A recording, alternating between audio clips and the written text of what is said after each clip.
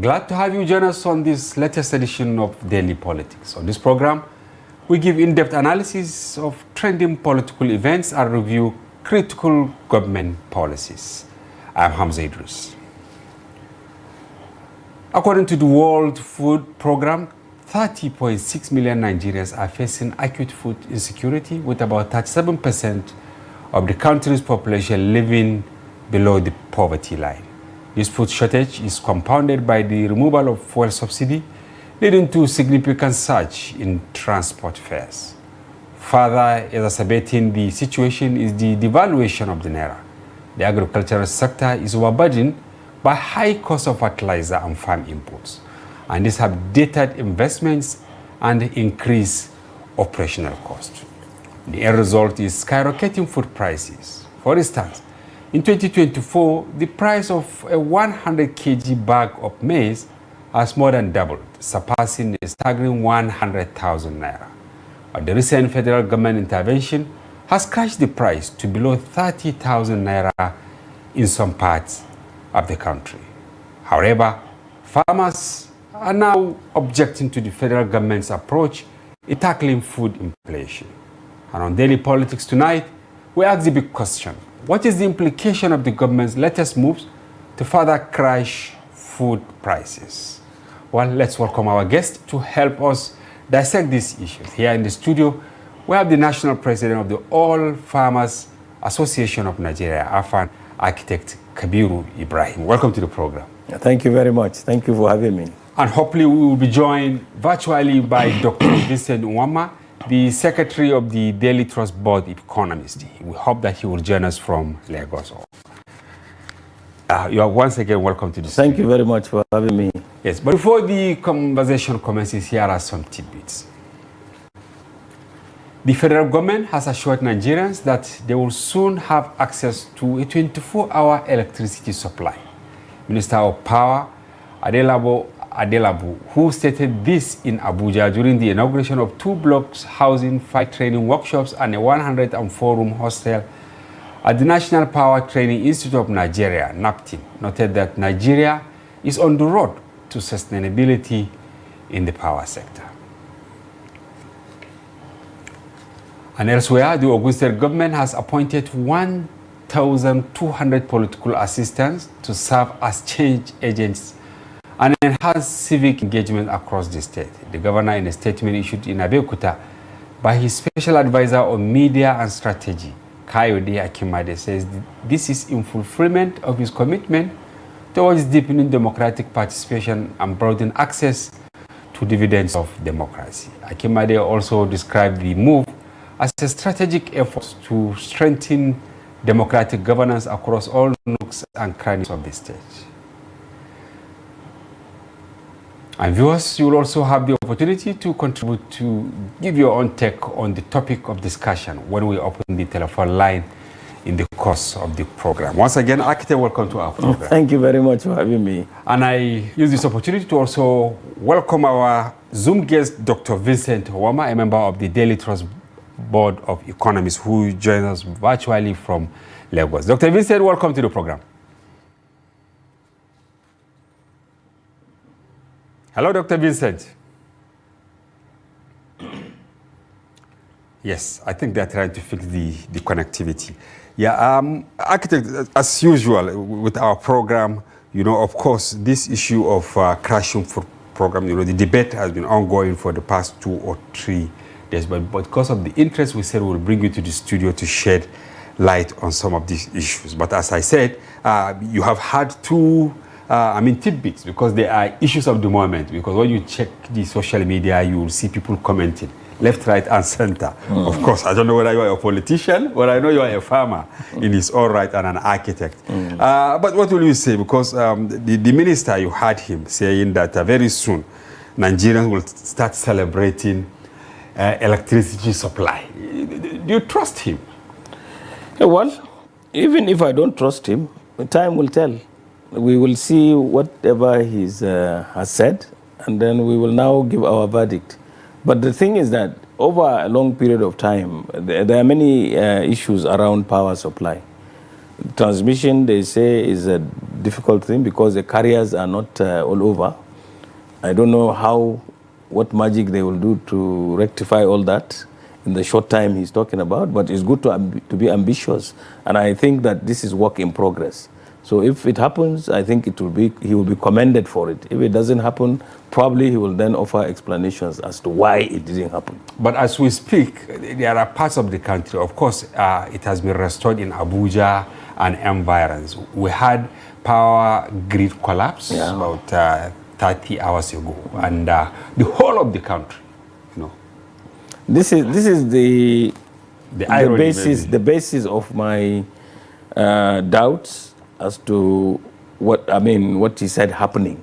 In the time frame that he mentioned. But of course, at some point, I envisage that there will be abundant power supply in Nigeria. It could be slightly inadequate, but it will be very much improved if we work assiduously towards it.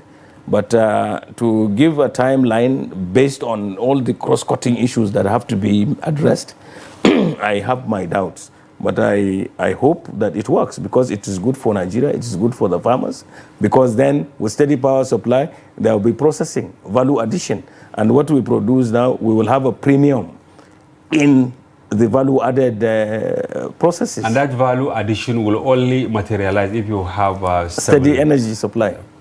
But why is accountability a bit difficult in this part of the world, especially in Nigeria? You see leaders making promises, I'm sure, in other parts of the world. If a minister, because this is not the first time, when he was appointed, personally I attended many press conferences which he spearheaded. It is good to be optimistic, and it is good to also encourage people to look forward to something good. But you need to actualize some of these things. At least if you say you are going to do something 100% and you are able to score 75%, that's an A. So we don't mind. If judging from what you have witnessed, if you have seen any progress, then I believe you will have a report card on that. If you have seen otherwise, you can now make your comments on that. But this has to be something that anybody can infer, we can see. It is very clear, very transparent and all that. And then also, if there are any investments, you must justify those investments. Yes, Dr. Vincent, are you there? Good evening and welcome to the program. Okay, we are still waiting for him. I wanted to ask the last question on this to Vincent, but then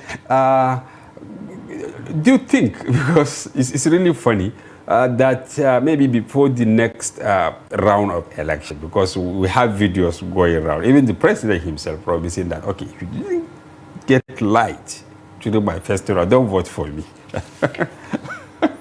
Well, you see, what I keep saying is there is nothing wrong with being ambitious. There is nothing wrong with that.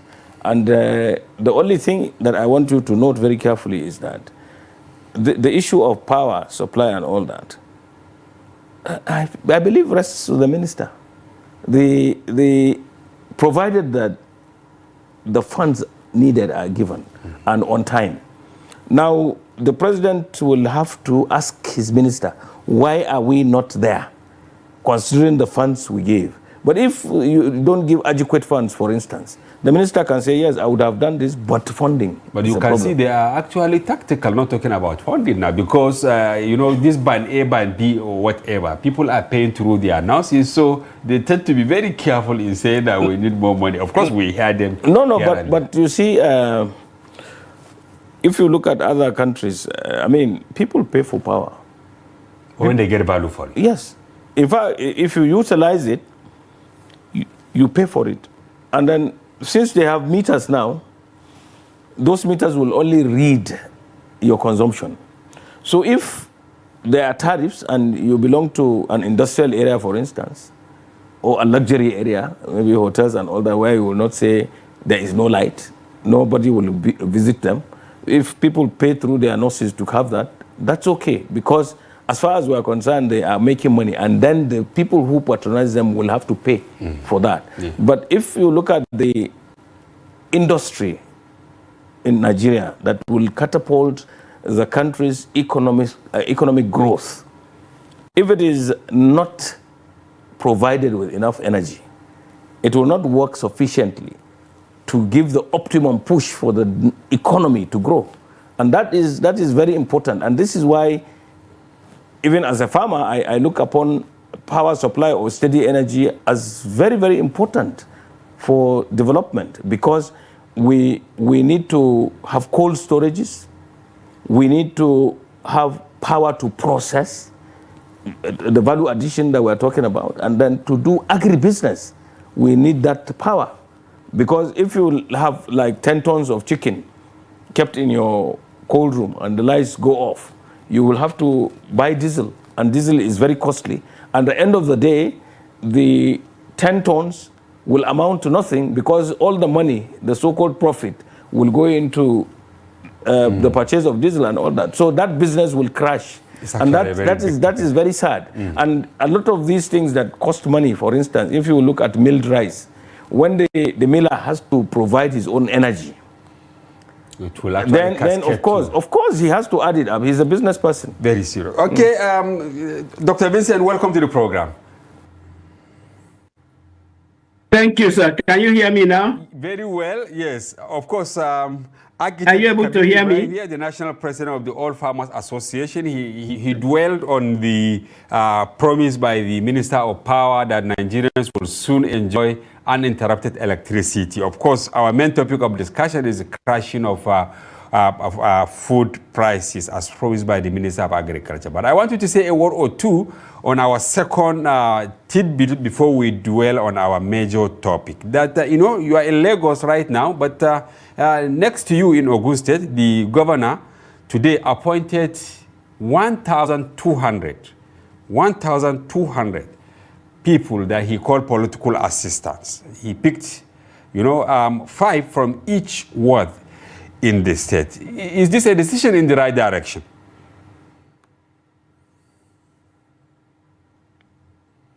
Can you hear me, sir? Yes, very well. Go ahead. Can you hear me? We can hear you. Can you hear me? Dr. Vincent. Oh, okay. Okay, thank you, sir. You see, this is one of those that our leaders you find difficult to justify at a time when the governments are saying, and everybody knows actually that the economy is tough. We don't know what roles that those 5 people from each ward are going to form for the governor at a time like this, because each of them will be drawing salaries from the state post at a time when the Nigerians literally to tighten their belts. I think there's need for prudence. There's need for caution in the way our chief executives of our states handle the resources of the state, because you know what this means. At each M will definitely draw from the common purse of the state. We don't know what specific jobs that this number of people are going to perform at a time like this.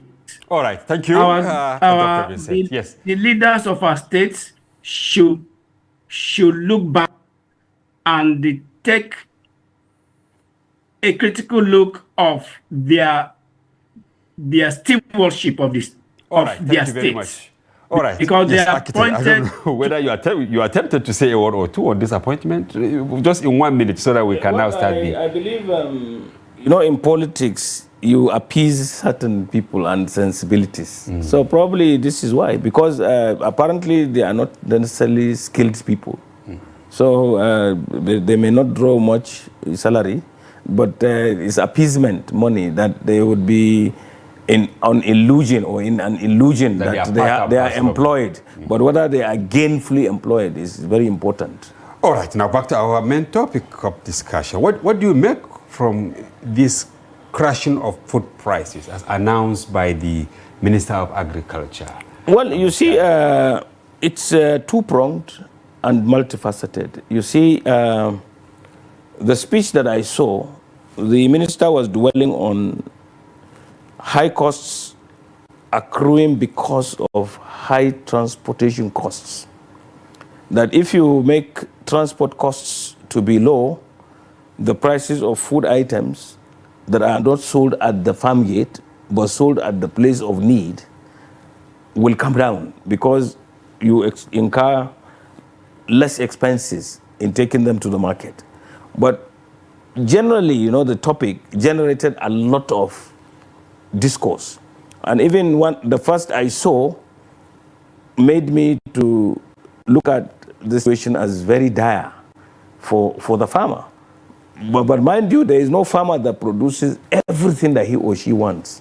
So if there is a crash, for instance, if I'm a maize farmer, if the maize crashes, it portends to me a lot of problems because selling my maize, I will not be able to buy adequate supply or get adequate supply of, let's say, rice or another commodity that I have not produced. It is I only leverage on what I produce to be able to buy other things that I need. Now, ultimately, yes, prices may look very high, but we have very, very important issues. What about the purchasing power of the people? I mean, you are here, I'm sure you're on a salary. So when you look at your salary and you go to the market, no matter how low, even if a bag of rice is now 10,000, can you readily afford it based on your salary? Are you really comfortable? So the question of just crashing that price is not going to augur well for even the consumer. And it will not augur well also for the producer. Because right now what we have is almost lethargy on all the farmers that have produced a lot of maize, for instance, and even rice. You can see heaps of them, paddy and all that, people cannot even sell because if they sell, they cannot buy fertilizers. And so this is the irony, because as we speak, architect, some, especially farmers, if your members, if we call them, they will say we have, bags of rice. The price has gone down already, but people can't buy. Where is the missing link? The missing link is simple, that the purchasing power of the naira has dwindled to a certain level that you cannot afford food. Therefore, the quest of food security is becoming a mirage. So no matter how much you do in bringing the price down, the problem is there. So you have to look at so many issues before you can really crash and it will be beneficial to the nation. And then I have said, and I've written a letter, direct letter to Mr. President, that what you do now is reinvigorate or resuscitate what they used to call, or what they called in 2008, the guaranteed minimum price, the GMP. Now, GMP, guaranteed minimum price. So what you do is, you look at these large farmers who have a lot of stock of what they have, and they are hedging, hoping for probably prices to go up before they bring it. But you have imported to cushion the effect of inflation. Now you have got a level where the people are saying, look, even if we bring out, it is too low, and people are not buying. And even when they buy, we cannot even buy fertilizers to go back to the farm and produce. It is not economical for us to go back to farm. Therefore, as time goes on, you will have scarcity. Yeah, because people are not producing. And so the one that is not really hoarded, but the one that is kept in anticipation will also deteriorate. So, but what you should do now is this, and my recommendation may be disruptive, but it is doable. What you do is, at maybe in about 2 weeks or so, or 1.5 weeks, there will be the FAC, the fund allocation. Okay. And this fund allocation, the trend has been since the devaluation of the naira and the excess money that is accruing to the thing has risen. The last one over 2 trillion. Yeah. So what you do, let us assume that it's 2 trillion. So take 1 trillion. That is 50% of it. Give everybody 50% only. of the money. Use that 1 trillion to buy off what these people have in stock that they are hedging to sell, but at a guaranteed minimum price. Now, the guaranteed minimum price is a price that government will buy as a buyer of last resort, that it will give value to the producer so that the producer can go back to produce. This is what happens in the United States. When people produce corn, government buys it off the surplus and keeps in a silo. It brings it back into the market at a price that people can afford. That is, you balance it. If you don't balance it, there will be a problem. And the same GMP is telling you also that government should not intervene when there is inflation. All right, you are a farmer. Let's hear from an economist who analyzes some of these issues. Dr. Nwanma, what is your take when you heard that the federal government is working towards further crashing cost of food items in the country? Thank you, sir. Well, I received it with a mixed feelings. One, it's happy because I'm a consumer like every other Nigerian. I'm a consumer who buys from the market like every other person. So I want prices to go down from where they are now. I worry for the negative, possible negative signal that this report gives. Because the law in the market generally is that you buy low and sell high. You buy low, you sell high. Let's assume that the farmers, all they have been doing this farming season is that they are buying the products they are going to be selling now this harvest season. I hope we are not the impression that they will now have to sell low from the high prices at which they have procured their harvest. One, the high labor costs, the high input costs, and we are given the impression that they will be crash the prices. That may send a wrong signal. I assume the reporting across the newspaper or media houses was probably not the way the government meant it. Because you see, the motive in business is that you must make profit.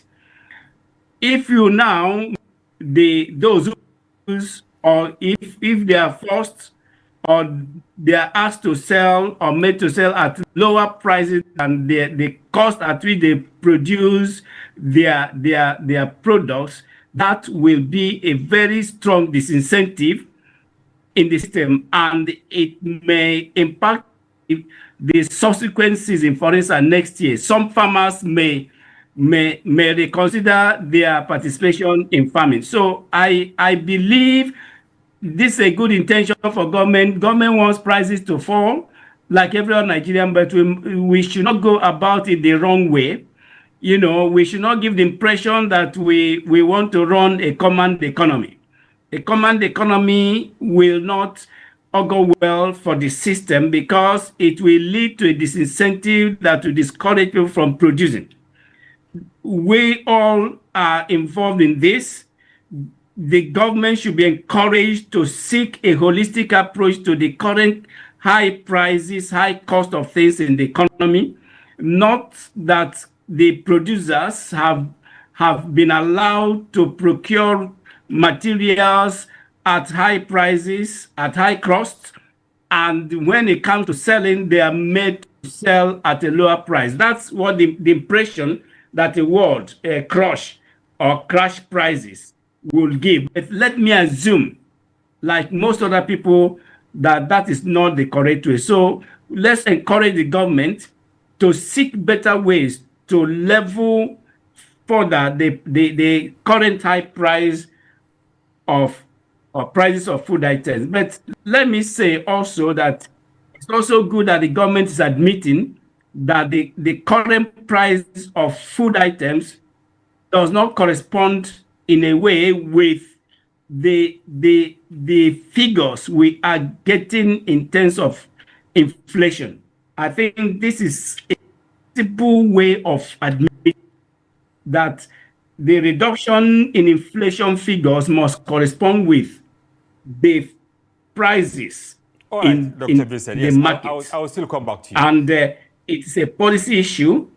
It is a planning issue. Okay. And we want the way it should. All right, thank you.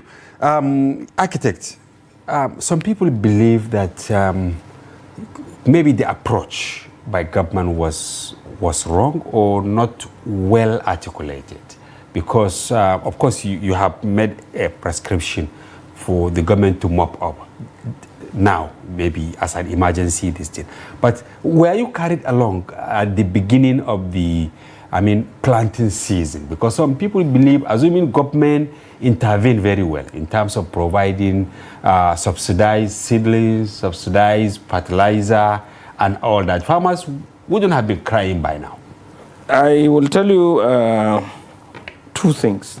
That's why I told you about 3 months or 4 months back, this committee was set up, the effect committee, to look at reasons why prices were still high after.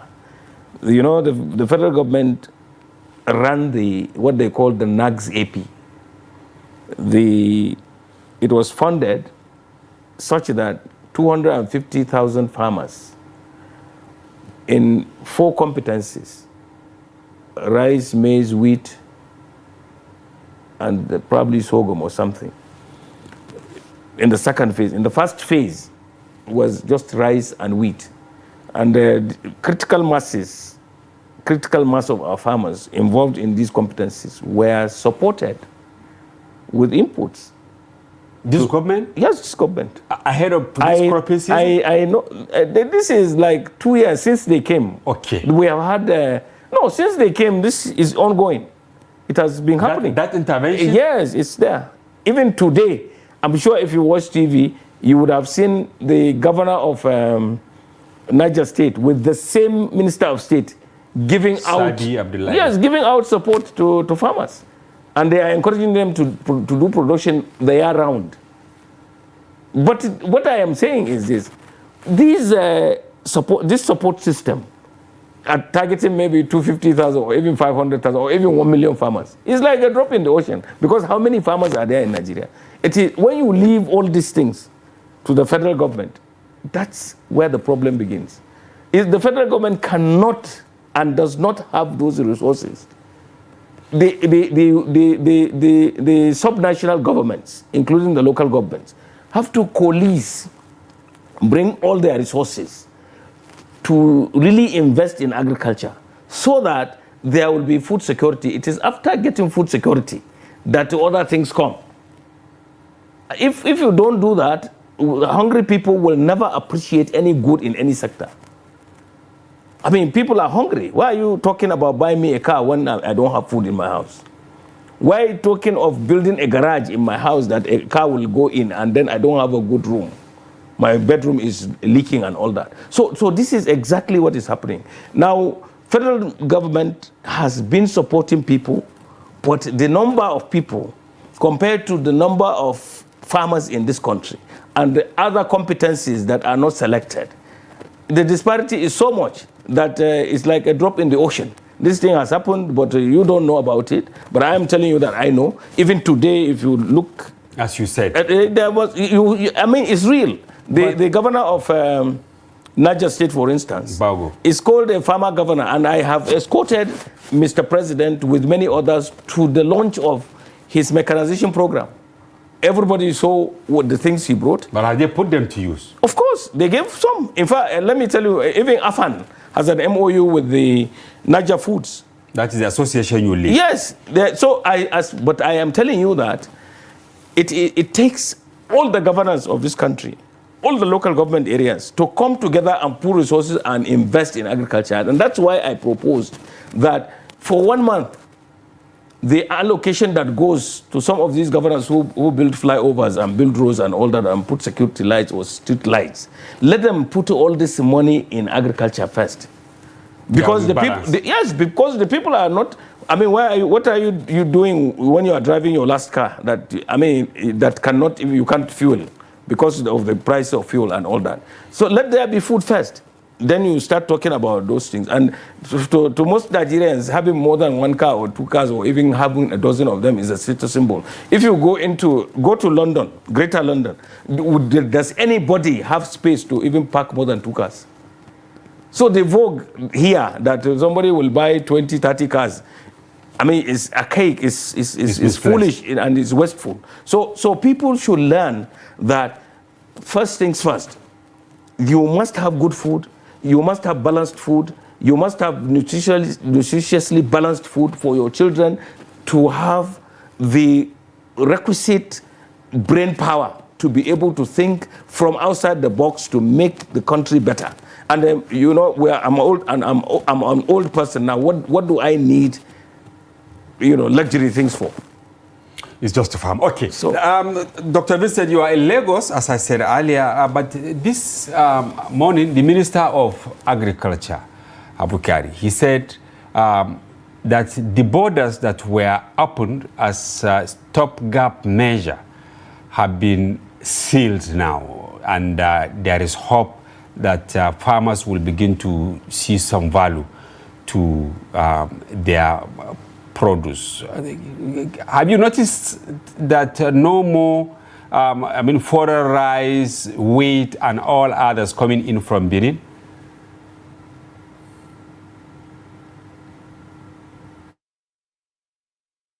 I'm struggling to hear you well. Yeah, you see, what we are facing now is the conflict in policy making. Yes, the borders that were open last year or so were a temporary measure for to allow those things come in, and they have been closed now so that local farmers, local producers of food can get value for their efforts. Yes, there are reports now that the price of, say, for example, rice is reducing. You know, what is happening now is that it is difficult somehow to differentiate between the foreign rice and the locally produced rice. Sometimes those who do what they do camouflage, and sometimes what is from outside is made to look like a local product. The minister saying that they want farmers to have their products is perfect, because that is the essence of engaging in economic activity in the first place, so that you don't have goods that are being smuggled, being brought in illegally, crowding out local products. Then that becomes a disincentive to. So instead of the word that we are hearing, do everything to crash the prices of food, I think what the government is trying to achieve is to, like it has done in some other areas, like in the forex market, for example, to use policy to bring prices down gradually to a stable position, but not to force those who have labored for them to sell at prices that will hurt them, hurt their businesses.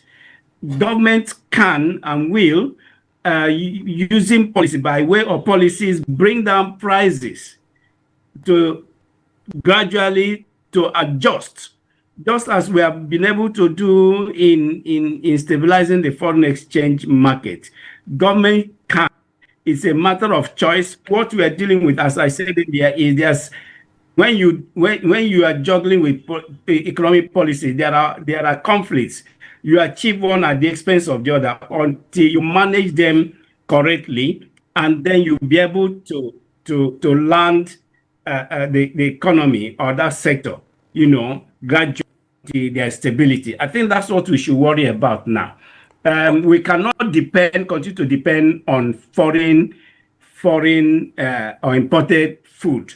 No, we cannot for so long. So if are being tightened now, it's in our favor, so that local production can be encouraged. Local farmers can be encouraged. They produce and they find market. Nigeria is a big market. There should be no reason why our farmers should toil for a year and they don't do for their effort, for their produce, so that we manage the price level across board. That's my point. All right, thank you very much, Dr. Vincent Nwanma, the Secretary, Daily Trust Board of Economists. Thank you for joining us. This is where we will bid you bye-bye until another time. Thank you for joining us.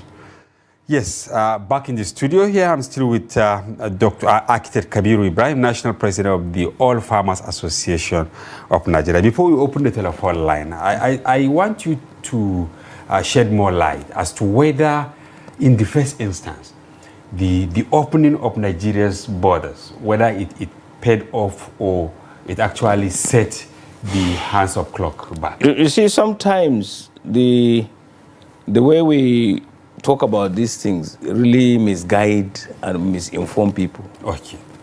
Nigeria's borders after should not be closed for any reason, because Africa is supposed to be one market.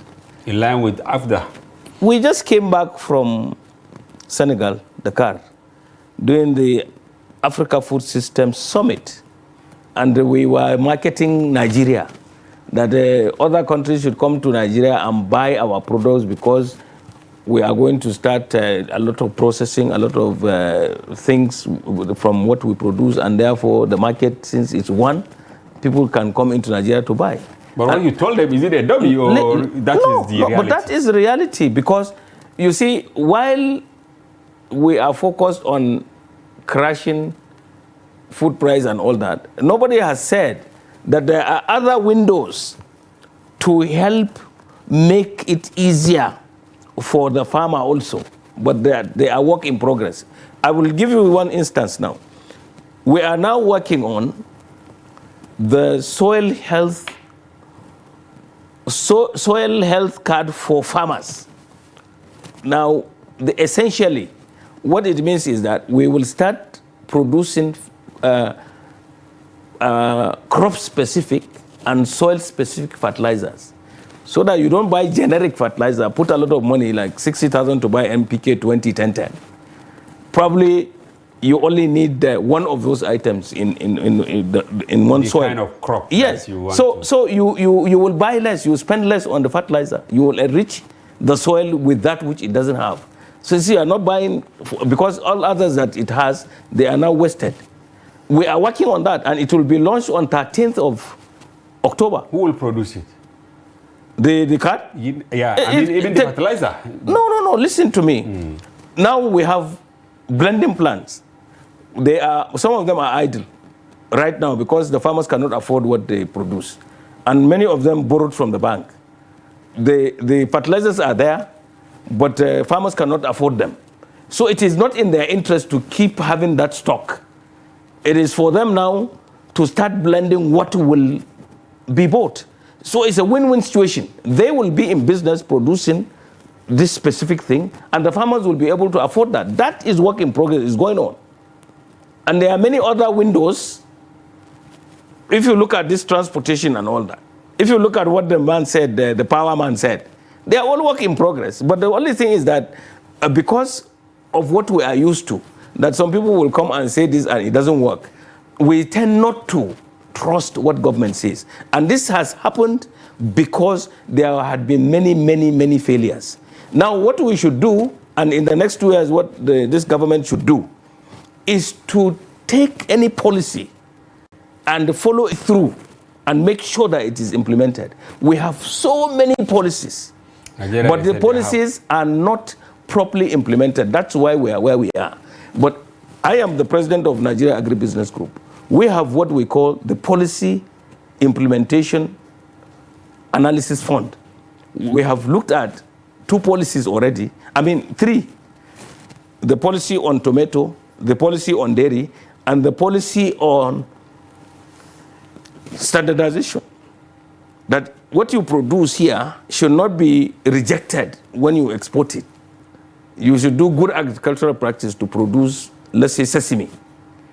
If you cannot process all of the sesame you have excess, you take it in its raw form and you go somewhere and it is rejected. They say there is too much chemical and whatever in it. So sit down and make sure that you conform with the global gap so that this goes on. And this is work in progress. It's ongoing. But you see, that's why I said, if you leave everything to the federal government, it will not work. It will not work. But I have problem with some state governors. But before I ask that question, I will now endeavor to open the line so that we have about 10 minutes to wrap up the program. Maybe viewers would now call and ask a question or two. Now, viewers, is your time. Use the telephone number that will be displayed on your screen. But please go straight to the point. Ask question or comment so that others will also have the opportunity. Actually, before we get the call, where is the missing link again? Here we are at a time we block our borders. Then at another time we open the borders. But within the country, I know that the same Niger governor that you commend for opening up these opportunities, there was time he said produce from Niger will not be taken to even another state in Niger. You see, this is what you look at as political statements. I mean, does he have all the crop that is produced here? Is he the owner? Does the government have a farm? I think he No, listen to me. Listen. I mean, we are here in Abuja. All the food you see in Abuja, is it produced in Abuja? They come from Niger. No, anywhere else, but not necessarily Niger, but it's a conglomeration of the food coming from elsewhere. Okay. Here in Abuja, what they produce is not what you see all over those markets. You know, they call them the farmers' markets. Yeah. If you go there, there is nothing that is not available. But whether it is affordable it means the politicians tend to, confuse the citizens. Let me even tell you, it's not confusion. It's the stock in trade of our politics. It's you and I who are voting, who are not able to discern. I mean, get truthful people. Right. People should be telling you the truth. We have our first caller on the line. Hello, welcome to the program. Hello? Hello? Before they fix that, okay. So now when you talk about inviting people from other countries to come, okay, hello? Can you hear us? Hello? And our time is going, so we have a lot to actually discuss. So in your estimation, how do you think, of course you have said it, but then what do you think the governors should actually do at personal level, apart from the efforts of the federal government? Because for the first time, you said these hundreds of thousands of people at the national level are benefiting. But unless the governors also key into that, we will not see the ripple effect of it. Oh, because you see, agriculture or farming actually takes place in the states and in the local governments. Are you saying that you have real farmers in agronomy here in Abuja? That we come here with our big abada and we sit here to talk to you? We have all the farms around Listen, Abuja. the farms in Abuja, what is the population of Nigeria? We are about 230 million people. 80% of us are adults. Because the youth population in Nigeria is much more than the old people population. Okay, so, I think we have the caller. Hello? Hello? Mala Hamza, how are you? We are good here. Okay, welcome to the program. Quickly, let's hear you. I'm doing fine. My name is Abubakar, calling you from Gwagwalada. Okay, you are welcome, Mala Abubakar. I greet you against the president, former president. He has already proposed solution to all the problems in agricultural sector. We hope government will implement most of the suggestions he offered. There is no way you can obtain a affordable food prices for the populace with the removal of fuel subsidy. It has caused us a costly energy. So most of the cottage industry in the farming sectors, they have been closed down. Poultry farms are being closed down. People are losing jobs. Just as like Mr. President, Farmer President said, Naira has lost value. It cannot buy a lot in the market. So, and there is oppressive taxation. People are being taxed oppressively. And apart from agriculture, people have been turned to consumer. Manufacturing sector is dead. Other sectors are lagging behind. So there's no way we can run a buoyant economy when people are not innovative. They lack innovation if they are hungry. Thank you. That is my All right. Thank you very much, Abubakar from Gwagwalada. He's actually commended some of the points you raised, especially how the subnationals must key in. But then quickly, architect, the statement by the minister that by the time they crash cost of transportation, maybe we will have some respite. But this is coming at a time, even the CNG is not working. You can see last week they increased the price of CNG. Well, you so see, really let me, you see, what is happening is, you know, you have a myriad of problems to address. The thing is, everything is work in progress. But what we should do in terms of reducing the cost of transport and the time food takes to reach place of need from place of production and all that, is probably what we should worry about for now. Now, if you have an articulated vehicle that is coming from, let's say, Minna to going to Lagos, and it goes through this bad road, through Okene and all that, and then it spends a long time, and then before it arrives, if those things are even perishable, some of them will start going bad and all that. What you normally do is, these articulated vehicles, when you put food items in them going elsewhere to the market, for instance, you put sirens on them. You also give them way to move seamlessly and fast enough to deliver that food. If you go to the United States, for instance, before now, they were just like us. But now, when you are dualizing roads here in Nigeria, or you have 2 lanes here, 2 lanes here, the New Jersey Turnpike, that is from New York to New Jersey, along to Philadelphia, Pennsylvania, there are 8 lanes here and 8 lanes there. Some of these lanes are dedicated to these articulated vehicles carrying food. They can move fast. This is what you must do in the interim. In Nigeria, you must give them freeway. And then you must also remove all these taxes, unnecessary taxes that people are. And that is what I want to do. So this you can is, see they have fixed Kano, Kaduna, but then the checkpoints. Let me finish. You see, the idea of checking road transport costs and all that is going to be very, very effective if it is properly implemented and if all the institutions in the Nigerian system work. Somebody said you have porous borders and people are bringing things that they are not supposed to bring illegally. When they bring anything, smuggle anything, government does not get the taxes on it. Let it work properly. Let the people ask to man the borders. If there is any movement of anything from anywhere, they pay taxes, and this is what the government will use to do other things. It's not from the tax you pay, it's from the tax business people pay that you build economy. There are countries that don't have oil. And they are doing well. They are doing well. It's the management of these taxes. Now, you might blame the president for being pro-tax. But many things, many people don't pay tax at all. In fact, let me tell you, as a business... Of course, we have one, I think we have maybe exhausted our time. Well, but then say what you say, maybe... What I am saying is that people will pay tax and ask for things that must be done for them. There are countries in the world where if you don't pay tax, you are ashamed of yourself. Go to Switzerland. Everything is done for you, so you pay tax for those things to be done.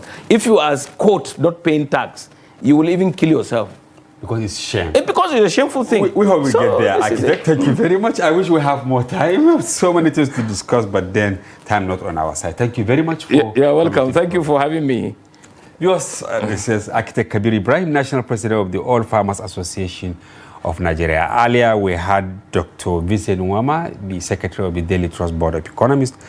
Together, we dissected the crashing food prices, the pros and cons around it. And that brings us to the end of today's package of the program. Thank you for being there. I'm Hamza Idris. Bye-bye from now.